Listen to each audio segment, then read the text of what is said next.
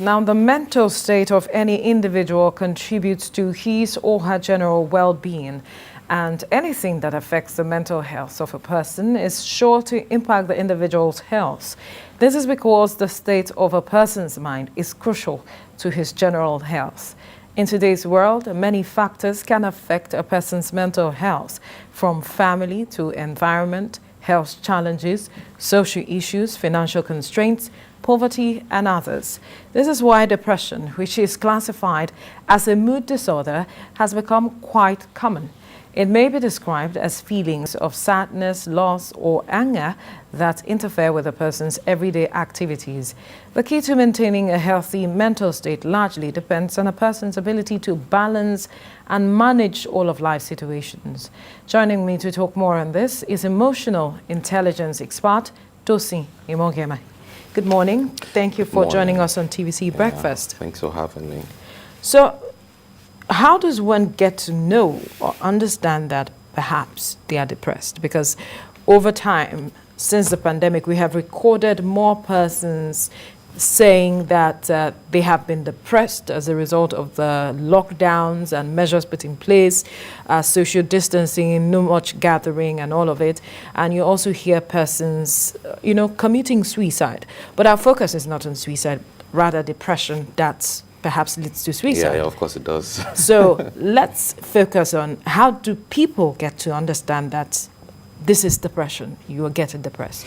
By definition, depression is when you have a prolonged state, a prolonged state of mind where you are depressed, or where you're where you're sad, where you have your mood is pretty low, and it goes on for about 2 weeks.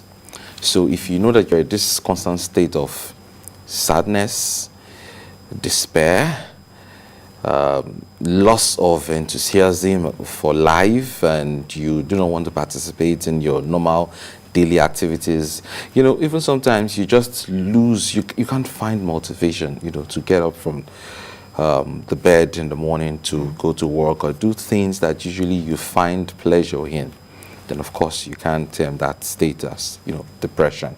So it has to be for a prolonged. But are there triggers to this depression? Because I'm wondering, do people just get sad for no reason? Well, people do not get sad for any reason. The thing is, it begins with the thoughts, the mindsets. Every emotional state comes from a component of the brain called the amygdala. It's, behind your brain. So when you are indulging or you're involved in wrong patterns of thinking, it emits a chemical, So when for every thought, you think, there is a chemical that your brain emits to the world. There's this thing called law of attraction and all that, but everything revolves around the fact that our thoughts have power. So when you're thinking, it has this spiritual power by which you can pull things to you. So now talking about depression, when you are sad, it creates an imbalance in your brain. And of course, when there's an imbalance, you begin to feel the reaction in your body, and that's when you begin to feel sad, you lose enthusiasm for the things that you usually do, you don't find pleasure in things that, of course, you always, engage in. So it begins with the thoughts, the kind of thoughts that we think. And you see, it's one of the things that we take for granted. We just think that we can think anything we like. And can't we? We can't. Because your thoughts are powerful. There's this quote by a Chinese philosopher that says, watch your thoughts, for they become words. Watch your words, for they become your actions. So watch your actions, for they become your habits. So watch your habits, for they become your character. And watch your character, for they ultimately become your destiny. So if you are engaged in wrong patterns of thinking, for example, a rapist has to first think about the acts before it comes to reality. Everything that we do, you have to go through the process of thinking. So when there's a cognitive distortion, that's when there's an imbalance where you're not thinking the right way.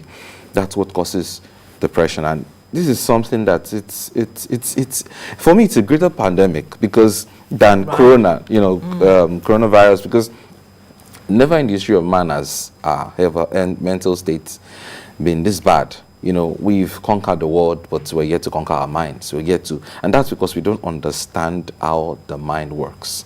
Now, if you notice, I've been talking about the mind and then I'm pointing at my chest. But the truth is, the mind is not in my heart or it's not my chest. The mind is here. So there are a lot of beliefs, there were a lot of wrong beliefs that we've adopted over time. In fact, scientists, they're still studying the brain to understand the magic, the potential of the brain. For example, when you sustain an injury, by nature, your wound heals. Without medicine or any extra effort. Supposed to. It is supposed to. It heals itself. And scientists still cannot understand how this is done. And that's because, you see, one thing that also causes depression is because we misinterpret situations. Right. Yes, we misinterpret situations. For example, you're sacked from your job. Maybe God wants a better job for you, but you instantly misinterpret it to be the end of the world, and you become sad. So the moment you misinterpret it, you're telling yourself, you're sending the signal to your subconscious mind that this is sad, this is the end, this is disaster. And the subconscious mind, because it doesn't know right from wrong, whatever you send to it is what it acts on.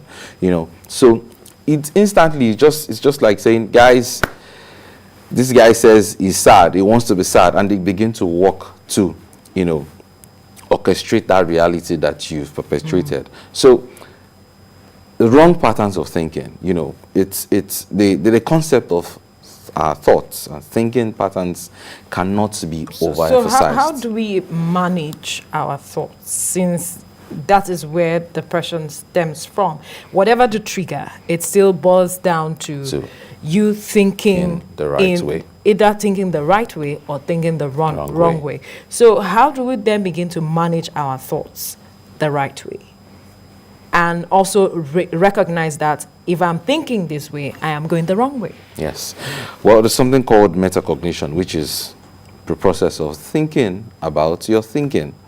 So interesting. Let me break it down now. Yeah. So, for example, if someone offends you at work, naturally, what gets you upset.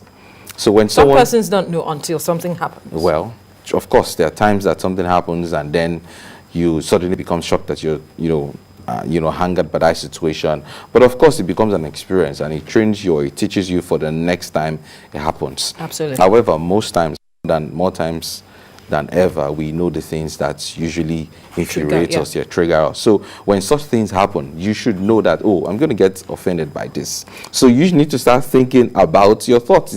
Thoughts are going through your mind at that moment, because instantly your mind begins to suggest different things to you. Maybe you should hit him.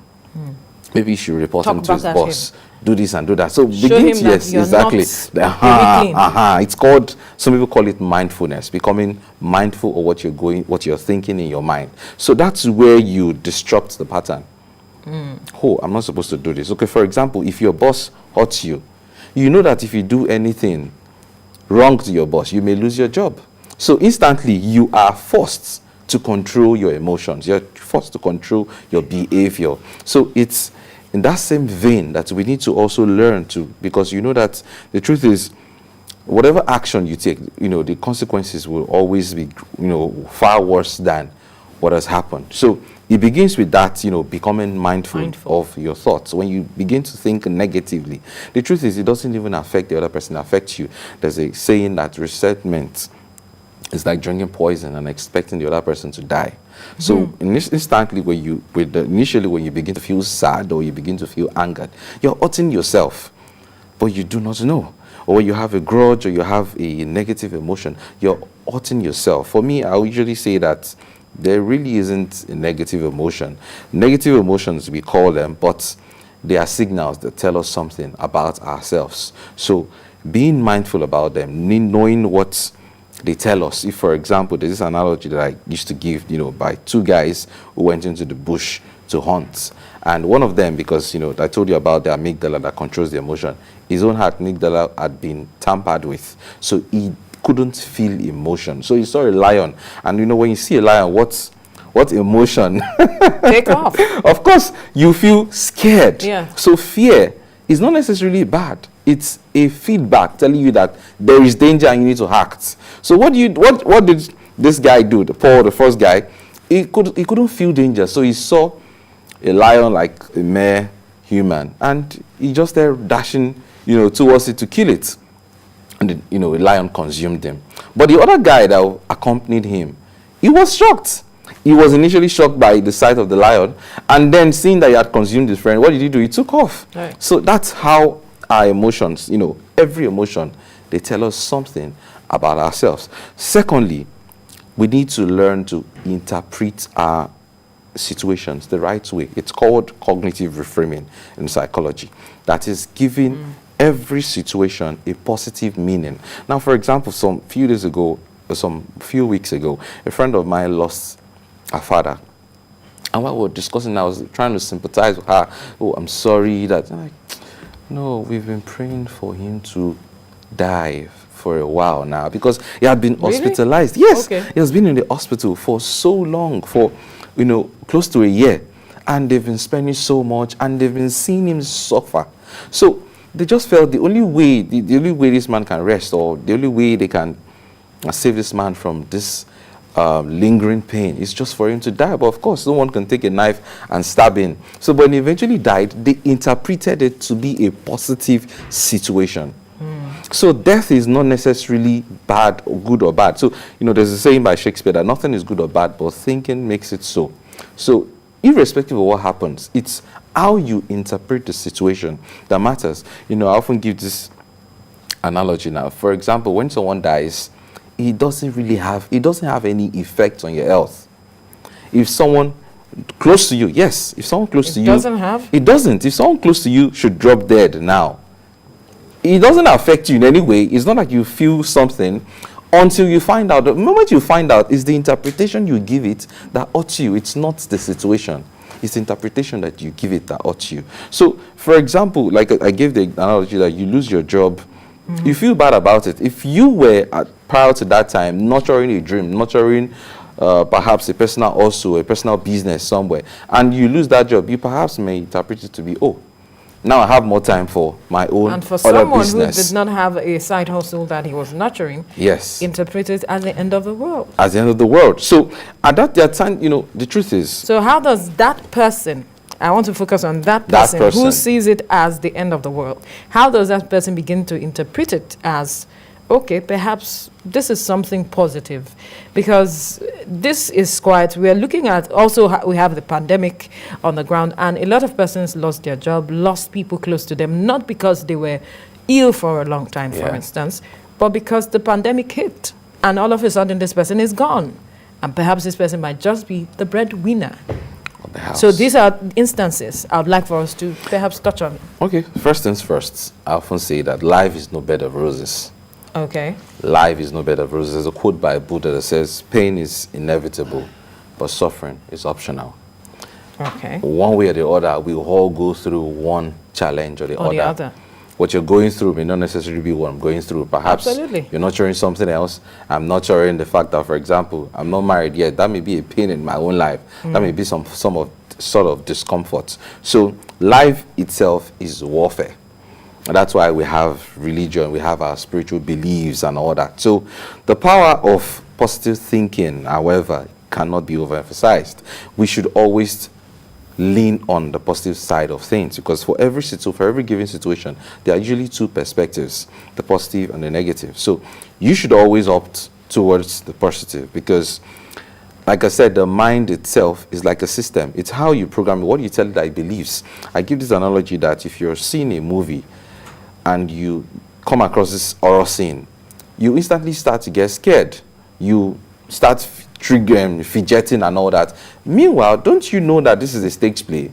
Of course you know. So your conscious mind knows that it's staged, but your subconscious doesn't. So it's what you tell it, the message you send to the subconscious mind, that it acts on. So whenever something happens, that's why it's adequate, it's very imperative that we read. we develop our mental state, because that's what fortifies us when we go through challenges. But you know, in this part of the world, we do not really take reading. We do not take it seriously. We just think that it's nonsense. But there's power in reading. When you read, there's a quote that says that when an ape looks into a book, there's a huge probability that a human being would come out of, you know, it would be transformed into a human being. So the power in reading cannot be overemphasized. That's why I often say that, you know, one of the first things that when Angel Gabriel met Prophet Muhammad, the first thing he told him was to read. So giving every situation a positive meaning matters a lot. So irrespective of the fact that you're going through tough challenges. Okay, for example, I run a prison ministry, and there was a time I went to Kirikiri to speak to the inmates and donate copies of my books. And while I was speaking to them, I was telling them, oh, next time I'm going to be here to inspire you. And they said, no, they screamed at me. No, we'll meet you outside.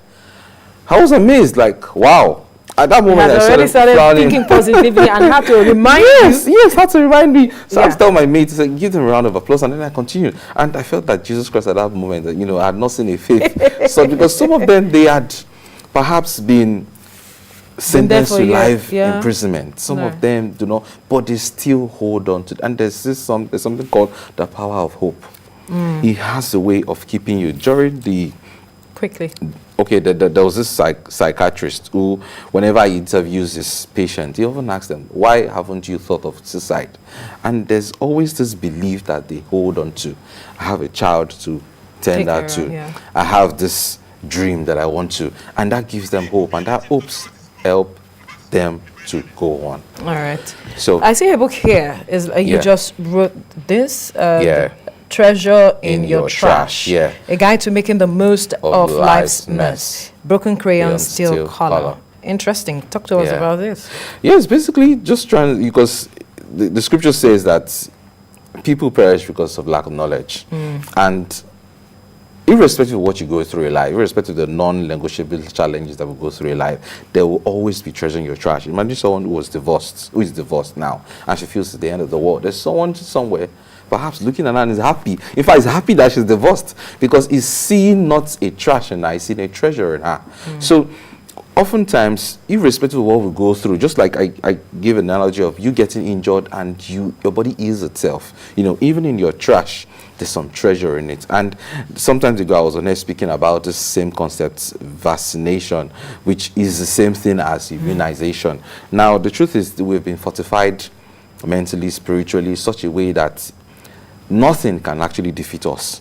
We can be destroyed, but we can't be defeated. You can be destroyed. What it means is that life can throw you different blows, but you can't be defeated, because the moment you do not give up in your mind, the moment you still nurture the fact that I will get up again, you've not been defeated. So the process of vaccination is just affecting your system with a weakened disease, which, you know, this corona. But the thing is this, you have an adaptive immunity that instantly builds special antibodies ready to fight it, and the next time it strikes, it kills it. Now imagine, look at the things that your nature. We can't continue. I know you go on and on about this, but then congratulations on your new book, Treasure in Your Trash, a guide to making the most of life's mess. Broken crayons, still color. Of course. I guess a lot of persons will need this at this time because of what is going on across the world, basically. Well done. Emotional intelligence expert